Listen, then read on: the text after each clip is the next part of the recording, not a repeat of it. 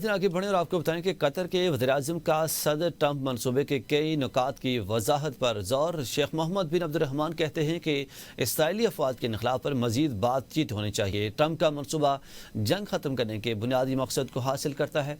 मनसूबा इब्तदाई मराहल में है, इसकी तफसीलात पर बातचीत की ज़रूरत है।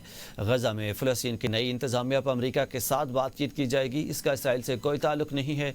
हमास ने मनसूबे का जायज़ा लेने का वादा किया है। आज गजा सालसी इजलास में मिस्र और तुर्की भी शरीक होंगे। इसराइली वज़ीर-ए-आज़म की मुआफ़ी कोई एहसान नहीं है, हमारा बुनियादी हक था।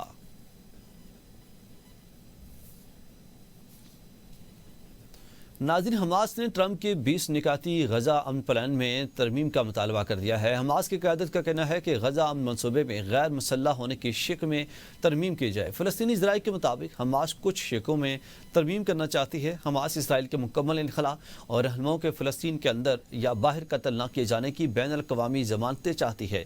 हमास के मुज़ाकरात कारकुन ने गुज़श्ता रोज़ दोहा में तुर्क, मिस्री और कतरी हुकाम के साथ बातचीत की है। अमरीकी सदर ट्रंप ने हमास को जवाब देने के लिए 3 से 4 दिन का वक्त दिया है। ट्रंप ने धमकी दी थी कि अगर हमास ने अमन मनसूबा तस्लीम ना किया तो फिर उन्हें संगीन नताइज भुगतना होंगे। अमन मनसूबे पर बातचीत की गुंजाइश कम है। इसराइल और अरब रहनुमा हमारी अमन तजावीज़ मंजूर कर चुके हैं। हम हमास की तरफ से अमन तजावीज़ कबूल करने का इंतज़ार कर रहे हैं।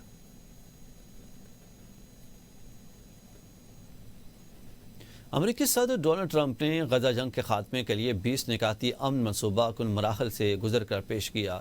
मतन कब और कैसे तैयार किया गया, जानते हैं इस पैकेज।